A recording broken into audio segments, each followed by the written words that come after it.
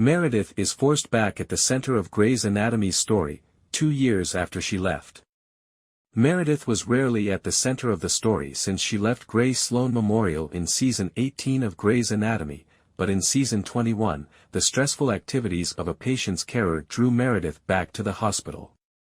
The ideal parting story for Zola was Meredith's move from Seattle to Boston to study Alzheimer's and aid with her anxieties. In fact, Meredith had good intentions because she was looking out for Zola and researching the sickness that had taken so much from her and her family. This successfully hinted at the prospect of a nice conclusion for Grey's Anatomy when the time came, following Grey Sloan's doctor's journey to Boston for the Catherine Fox Awards and the shocking disclosures of Meredith's study at the close of Grey's Anatomy Season 19. Meredith's research on Alzheimer's disease and the ambitious plan to cure it became the focus of Meredith's Grey's Anatomy story. It only became larger as a result of Amelia and Meredith's discoveries and their refusal to stop their investigation despite Catherine's wishes. Meredith and Catherine's argument about it in the opening of Grey's Anatomy Season 21 demonstrated that this is still the case. But rather than using her findings, Tasha and Evyn's story propelled Meredith back to the forefront of Grey's Anatomy by implying something far more sinister. Tasha can restart Meredith and Amelia's Alzheimer's research with the Fox Foundation. Tasha almost lost the liver when the Grey Sloan Memorial team, led by Meredith and Nick, found out that Evynn had concealed her Alzheimer's diagnosis from them and learned that the transplant committee had authorized Tasha as the recipient of the liver under false pretenses. Many, particularly Meredith and Nick, were shocked by how advanced Tasha's Alzheimer's was. But Evynn and Tasha's presence at Grey Sloan Memorial may have also given Meredith and Amelia the final piece they needed to resume their research after they had been searching for grants to finance it ever since Grey's Anatomy Season 21 premiered. Indeed, after Nick pushed for Tasha and phoned Amelia for a consult, she verified the diagnosis, but Amelia also disclosed how studying cases diagnosed earlier than most could have yielded additional answers about the illness.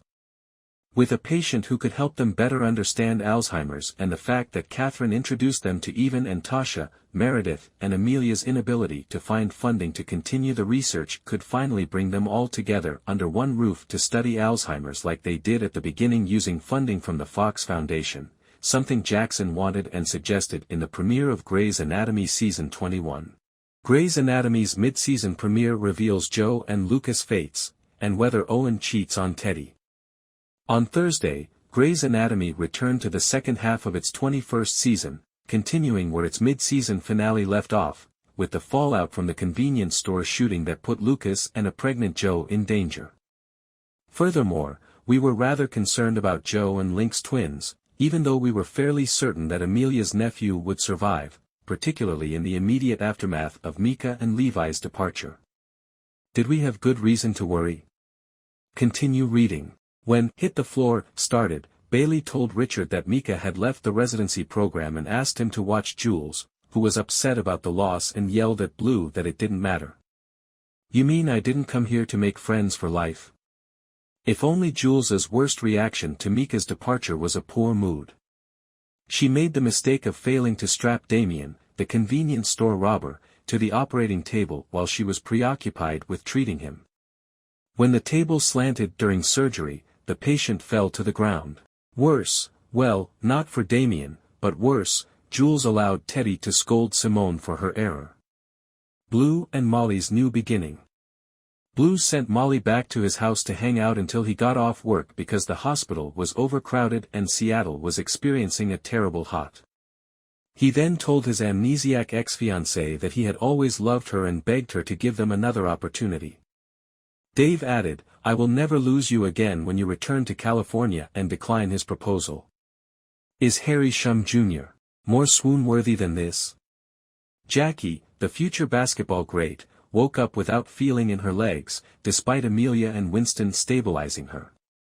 When a drain of the fluid pushing on the teen's spine restored sensation in her extremities, Mom Sky's gamble to trust Amelia again, despite her reluctance, paid off. Winston then forewarned Amelia that he would not be forced to do another reckless operation. Lucas and Simone's aftershocks. Simone's reaction when she found out what Lucas had been through was understandable, Ben informed Adams that he needed to be cleared by psychiatric professionals following the trauma, but Adams was prepared to return to work immediately. The clattering sound of a spilled tray seemed to demonstrate to Lucas the reason behind that restriction. However, by end of day, he was all right and so engrossed in kissing Simone that Jules was unable to express regret to Griffith for not confessing to her prior error. When Jo arrived at OB, the baby-faced Dr. Marcus claimed that her bleeding was due to stress and proposed a cervical circlage to protect the unborn child and its siblings. "Shouldn't we wait for someone born before TikTok?" objected Link. However, Jo knew exactly what she wanted because she was an OB pregnant.